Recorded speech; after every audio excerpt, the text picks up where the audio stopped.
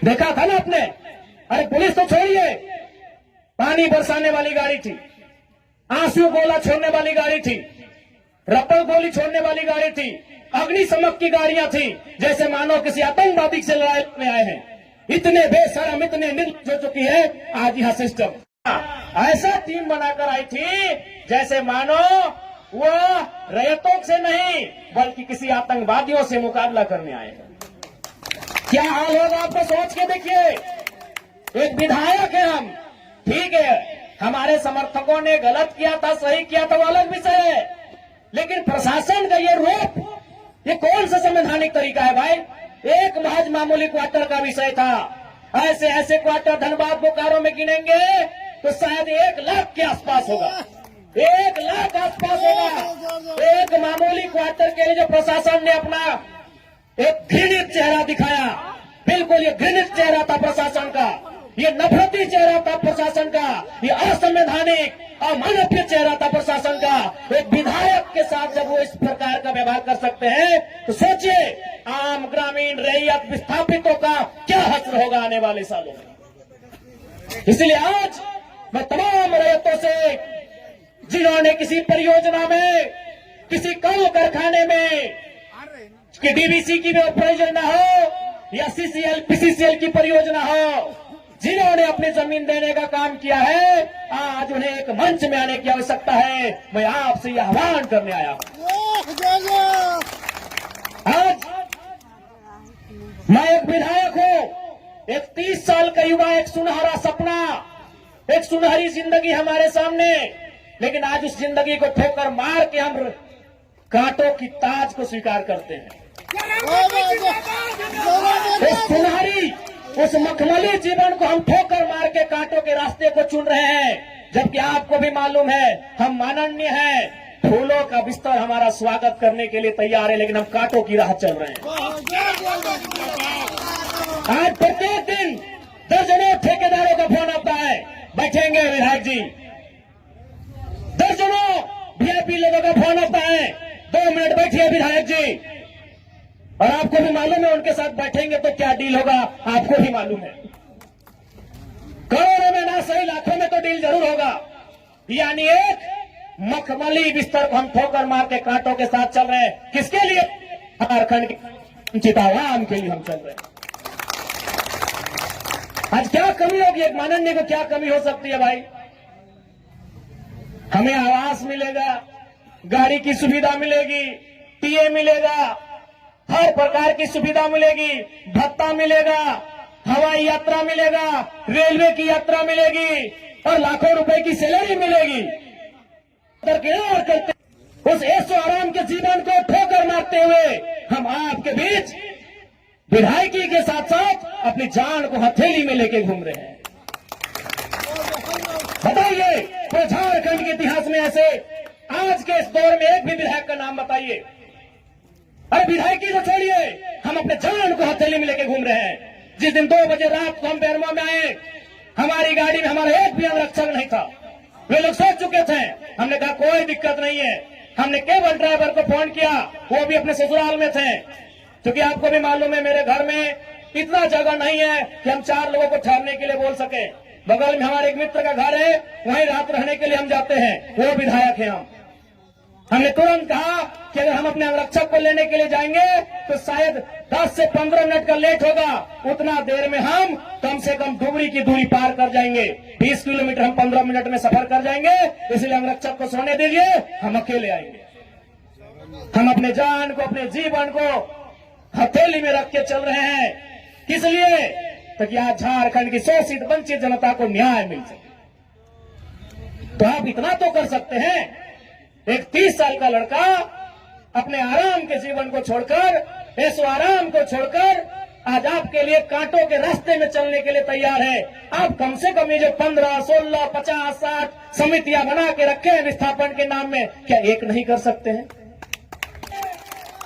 आप जिस दिन एक करेंगे इनको यहां से उखाड़ के फेंक देंगे। अब कीजिए। आज बीएसएल में भी हम जाते हैं, वहां 52 समितियां हैं। विस्थापन मोर्चा, विस्थापन क्रांतिकारी मोर्चा, विस्थापन उलगुलान मोर्चा, तो विस्थापन इनकलाब मोर्चा, 52 से 50 समितियां हैं। आप अपने आप को एक कीजिए, आज अपने निजी स्वार्थ का त्याग कीजिए, आज अपने मन के मतभेद को त्याग कीजिए, क्योंकि आज अगर नहीं समझे तो याद रखिएगा आने वाले 20 सालों में, अरे आज तो कम से कम आपके हिस्से की बात कोई कर पा रहा है, आपकी हक की बात कोई बोल पा रहा है, आने वाले दिन अगर बोलेंगे ना तो शायद आपकी जबान काट ली जाएगी, बिल्कुल काट ली जाएगी। ये कौन सा रूप था? आप ही बताइए, कौन सा रूप था प्रशासन का? आज हो सके आज भी मेरी बातों को कुछ लोग तोड़ मोड़ के प्रस्तुत करेंगे कि विधायक के बोल सुनिए। अरे उनको नहीं मालूम है विस्थापन का दर्द क्या होता है। अगर वे विस्थापन को अध्ययन कर लेते तो शायद ये बोली बोलने का अवसर नहीं देखते। इसलिए आज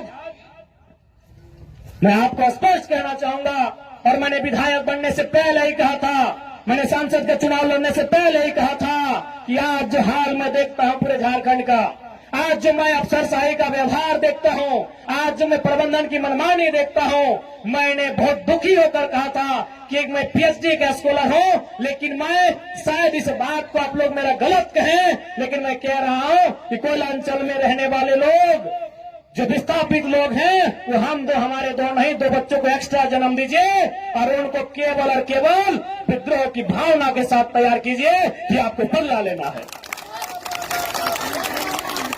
बिल्कुल इस मेरी बात से बहुत सारे लोगों को आपत्ति होगी कि माननीय कैसा बोल रहे हैं, लेकिन उनको क्या मालूम कि जिस जमीन को हमारे बाप दादा ने 1970 में दिया है, हमारे बाबूजी मर गए, लेकिन आप भी जवान बेटा वो बुढ़ापे की ओर चला गया है, लेकिन इंसाफ नहीं मिल पाया है।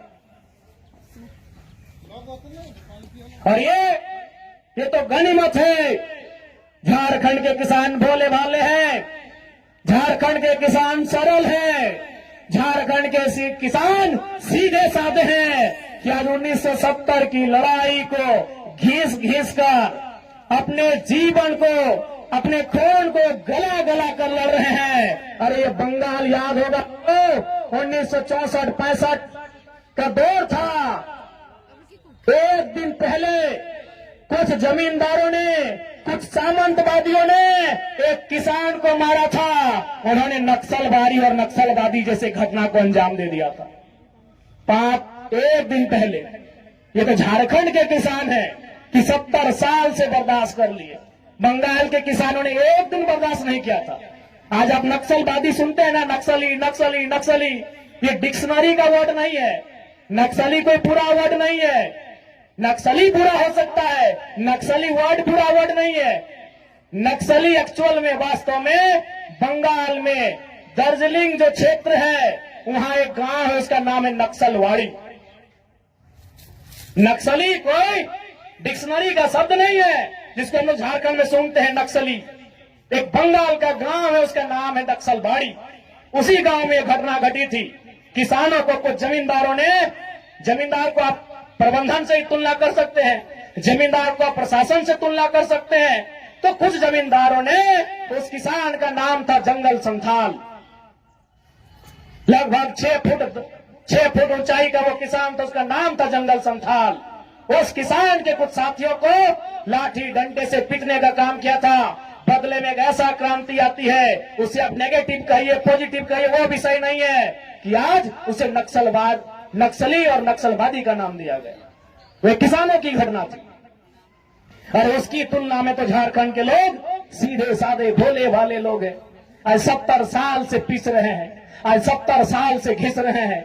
आज कई पीढ़ियां बर्बाद हो गई। आंखों के सामने बूढ़ी माँ इलाज के अभाव में तड़प तड़प के मर गई। आंखों के सामने जवान बेटा बेरोजगारी से तंग आकर खुदकुशी कर लिया। आंखों के सामने इतनी घटनाएं घट गई। आंखों के सामने इतनी घटना घटने के बाद भी आज झारखंड बर्दाश्त कर रहा है। ये बंगाल होता तो आज नक्सलबाड़ी जैसी कई घटनाओं को अंजाम दे चुका होता। फिर भी